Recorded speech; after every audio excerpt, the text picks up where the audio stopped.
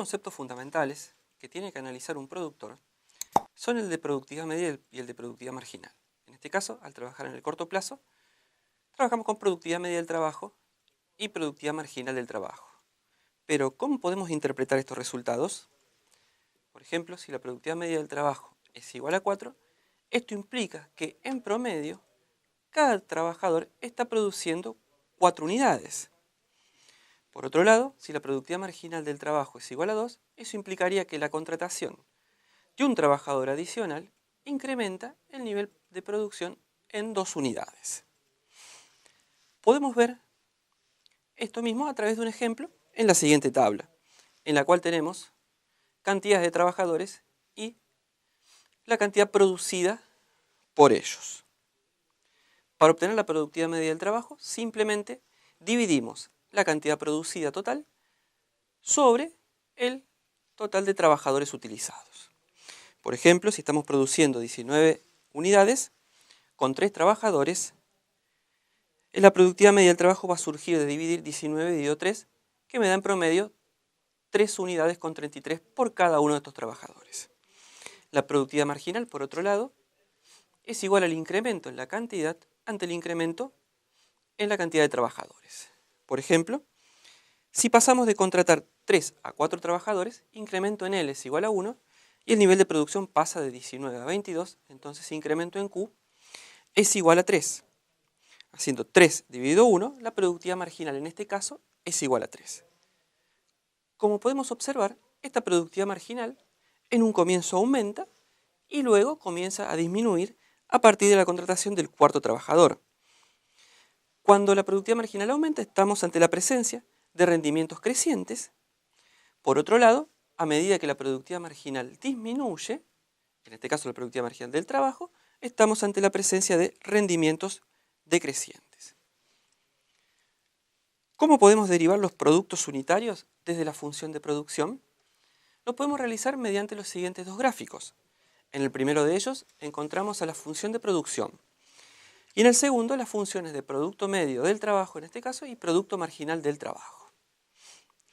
Como vemos, en la curva de abajo, la productividad marginal del trabajo en un comienzo aumenta y luego comienza a disminuir una vez que nos encontramos ante rendimientos decrecientes.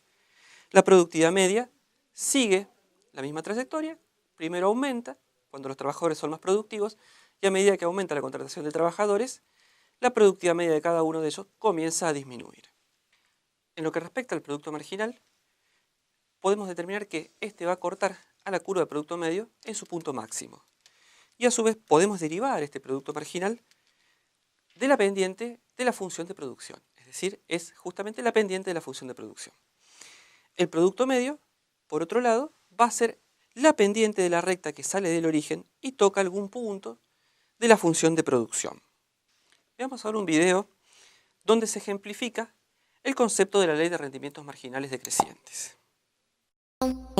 La ley de los rendimientos decrecientes o de los retornos decrecientes tiene varios nombres distintos. Es un concepto de economía básico, pero muy importante. Sin entrar en el tecnicismo y explicarles la versión aburrida que pueden ir a buscarla en Wikipedia, que está toda explicada en un choclazo así, realmente prefiero explicárselas con un ejemplo muy simple. Por ejemplo, tenemos una empresa que manufactura automóviles, y ponemos una persona a fabricar ese auto. Va a tardar un montón de tiempo para poder hacer ese auto, lógicamente. Entonces ponemos a 2 personas. Entonces tal vez reducimos el tiempo de producción a la mitad. Ponemos 3 personas, se va a reducir un poquito más. Ponemos 4 personas, se va a reducir más aún. Ahora ponemos 587.000 personas a hacer un auto. Bueno, ¿qué va a pasar? Tal vez, ahí va a haber 587.000 personas alrededor del auto. Uno no va a poder agarrar las herramientas porque hay mucha gente. Otro no va a tener nada que hacer, entonces va a haber un cuello de botella. Una persona va a tener que esperar a que otra persona termine de hacer otra cosa para poder recién empezar a hacer su tarea. O sea, va a ser un quilombo, básicamente. Entonces, ¿qué quiero decir con esto? O sea, escalando desde 2 o 3 personas a 587.000, ¿qué pasa? Pusimos muchísima gente que nos cuesta cierta cantidad de dinero y no obtenemos un rendimiento lógico, porque justamente es peor poner mucha más gente. Es decir, llega un punto en donde meter una unidad más, en este caso por ejemplo una persona, para fabricar este único producto, manteniendo todo lo otro constante, es decir, un auto solamente en tanta cantidad de tiempo, bla bla bla, todo eso que ya nos imaginamos que puede llegar a ser, empieza a ser cada vez menos eficiente. Es decir, nos va a dar, no es lo mismo eficiencia que rendimiento, pero básicamente nos va a dar un rendimiento inferior. A continuación te propongo realizar la siguiente actividad que te permitirá comprender los conceptos vistos anteriormente.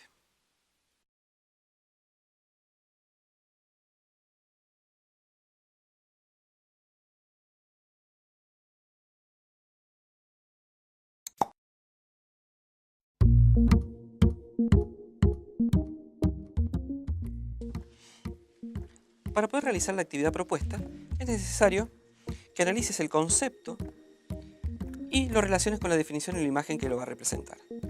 Por ejemplo, si hablamos de producto medio del trabajo, la definición es justamente que me muestra la producción promedio de cada trabajador. En relación a lo que es el producto medio del capital, por ejemplo, si este es igual a 2, va a significar que cada unidad de capital va a producir en promedio justamente 2 unidades. Te invito a completar el resto del cuadro.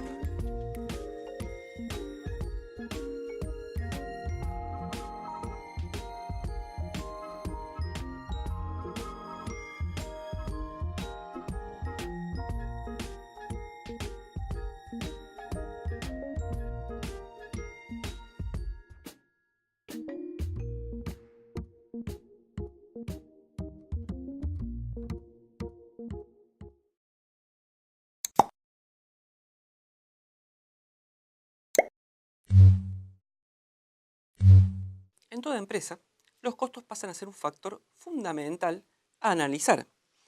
Pero, ¿cómo podremos interpretar los valores del costo total medio y el costo marginal? Por ejemplo, si hablamos de un costo total medio igual a 20, implica que el costo promedio de producir cada unidad es igual a 20. Por otro lado, el costo marginal, en este caso de igual a 20, me indica que si produzco una unidad más, el costo se va a incrementar justamente en 20 pesos. En este caso tenemos un proceso productivo que utiliza 10 unidades del factor fijo, capital, y el factor variable, de acuerdo a lo planteado justamente en el cuadro siguiente. El factor fijo cuesta 20 pesos cada unidad y el factor variable 100 pesos la unidad. Para determinar cuál es el costo fijo total, simplemente tenemos que multiplicar la cantidad de unidades, en este caso 10, por el precio de ese factor, que va a ser 20. El costo fijo total justamente va a ser 200 pesos independientemente del nivel de producción que tengamos. El costo variable total surge de multiplicar la cantidad de insumos utilizados de este factor variable por su precio. Por ejemplo, si tenemos 2 trabajadores a 100 pesos cada uno, me da un costo variable total de 200 pesos. El costo total surge de sumar el costo fijo al costo variable total y los costos variables medios, costos fijos medios y costo total medio surgen de dividir cada uno de sus valores por la cantidad de unidades producidas para determinar justamente el costo promedio de cada una de esas unidades. El costo fijo total, como vemos, siempre es decreciente. A medida que aumenta el nivel de producción, lo prorrateamos justamente con más unidades. El costo variable medio comienza a decrecer y luego comienza a aumentar, y el costo total medio sigue la misma línea que el costo variable medio. Comienza a disminuir en un comienzo y luego aumenta. El costo marginal va a surgir de hacer el cociente entre la variación del costo total con la variación en el nivel de producción.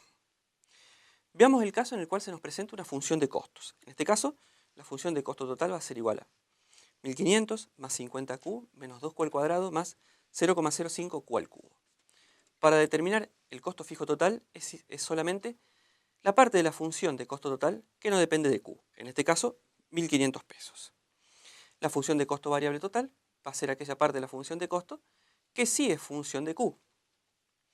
Para obtener las funciones de costo fijo medio y costo variable medio, simplemente dividimos las funciones anteriormente obtenidas por el nivel de producción. La función de costo marginal va a surgir de derivar la función de costo total con respecto al nivel de producción. En este caso va a ser igual a 50 menos 2q más 0,15 q al cuadrado. ¿Cómo podemos obtener el nivel de producción que minimiza el costo variable? Para minimizar el costo variable medio, tenemos que derivar la función de costo variable medio con respecto a q. En este caso, nos da menos 2 más 0,10q, le igualamos a 0 y despejamos q.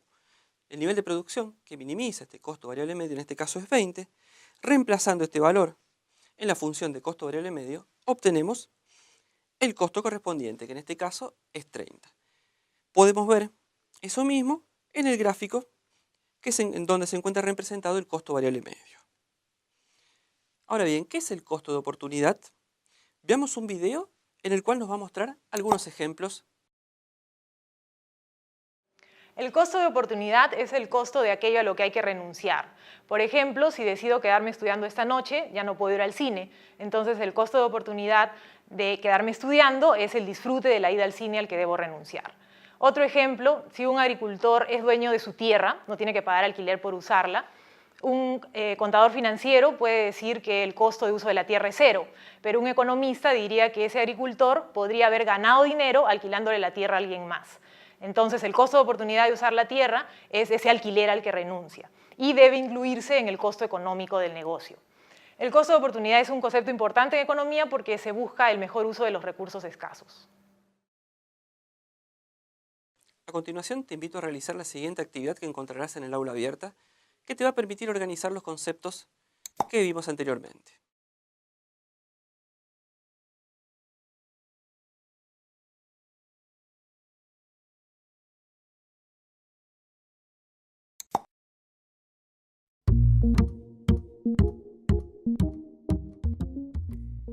Para poder realizar la actividad planteada, te doy las siguientes recomendaciones. En la columna de costo fijo total, ten en cuenta que su valor va a surgir de multiplicar la cantidad del factor fijo por su precio. El costo total, por otro lado, surge de sumar simplemente el costo fijo total con el costo variable total. Los valores medios, es decir, costo fijo medio, costo variable medio y costo total medio, surgen de dividir el cociente total por el nivel de producción obtenido. Por último, el costo marginal lo vas a poder calcular teniendo en cuenta la variación de costos dividida por la variación en el nivel de producción. Te invito a completar el resto del cuadro.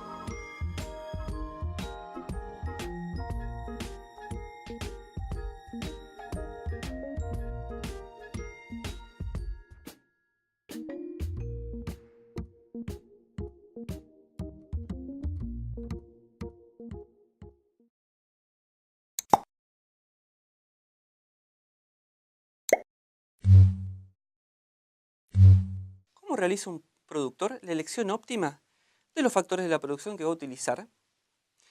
Veámoslo a través de un ejemplo. Supongamos que un productor tiene un presupuesto de 12.000 pesos que tiene que asignar para contratar dos factores de la producción, en este caso capital y trabajo, cuyos precios son 20 y 60 respectivamente.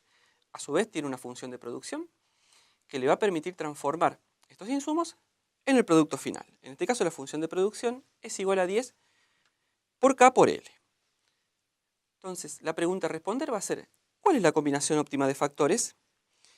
De esta manera, para obtener esa combinación óptima de factores, lo que tenemos que realizar es la igualación entre la relación marginal de sustitución técnica con el relativo de precios de los factores.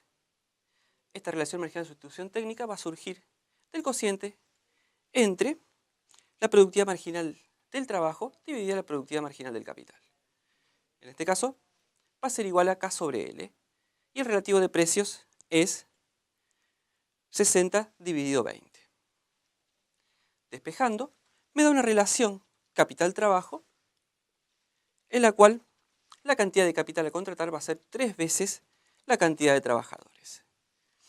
Reemplazando estos valores en la recta de isocoste del productor, obtenemos la cantidad óptima de trabajadores a contratar. En este caso van a ser 100 trabajadores y, por lo tanto, contrataremos 300 unidades de capital. En términos gráficos, podemos obtener la misma relación. En este caso lo que hacemos es igualar la tangente de la isocuanta a la pendiente de la recta de isocoste. En ese punto se está contratando la cantidad óptima de factores de la producción. En este caso 300 unidades de capital y 100 unidades de trabajo.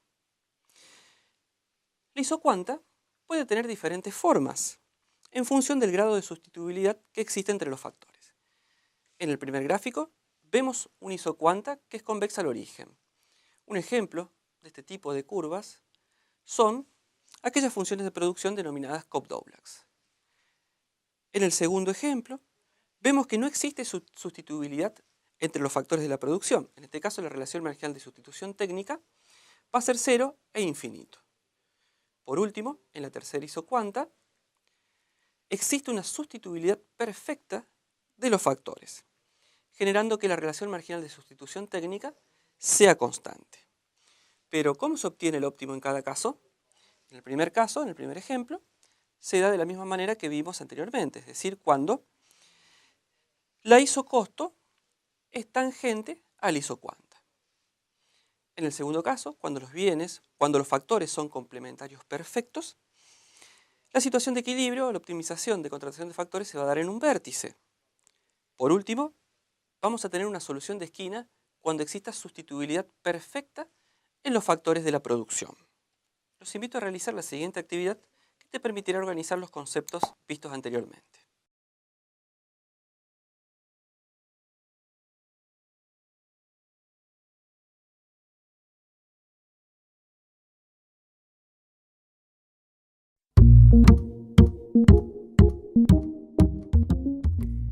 Para poder resolver la actividad propuesta, es necesario calcular la relación marginal de sustitución técnica para cada productor e igualarla a su relativo de precios. De esta manera, vamos a obtener las condiciones de óptimo de cada uno de los factores.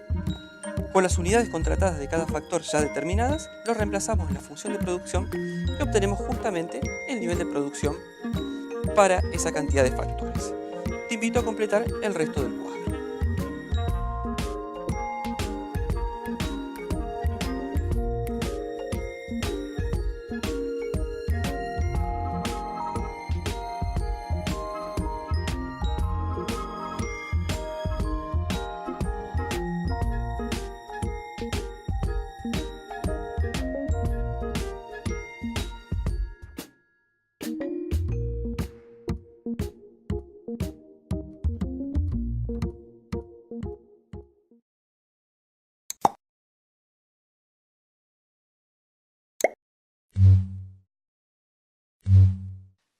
Vamos a analizar los costos a largo plazo.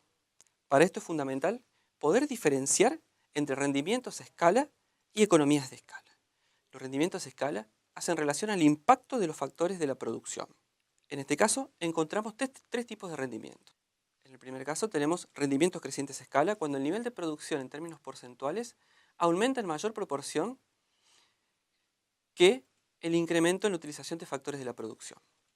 Los rendimientos a escala decrecientes implican que el nivel de producción en términos porcentuales aumentó menos que la contratación de factores de la producción, y los rendimientos a escala constante implica que el aumento en el nivel de producción es igual al incremento porcentual en la utilización de factores.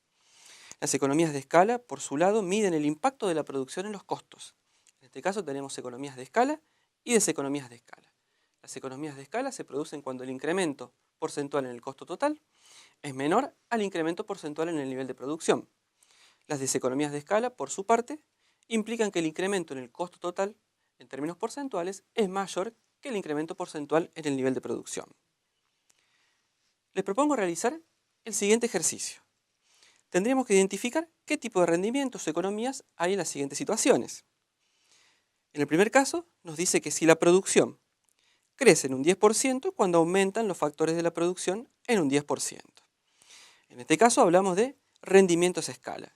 Como ambos se modificaron en el mismo porcentaje, tenemos rendimientos constantes a escala.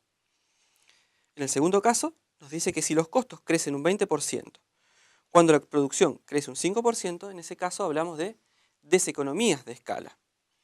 Por último, si la producción crece un 40%, cuando los factores crecieron un 50%, nos encontramos ante rendimientos decrecientes a escala. Pero, ¿qué sucede con los costos unitarios y las economías de escala? ¿Existe alguna relación entre ellos? Los costos unitarios podemos calcularlos como el cociente entre el costo total dividida la cantidad producida. Como vemos en el gráfico, estos costos comienzan en un primer momento a disminuir, llegan a un mínimo y luego comienzan a aumentar. Es decir, que la función de costo medio tiene forma de U. En este caso, cuando la función de costo medio es decreciente, nos encontramos ante economías de escala.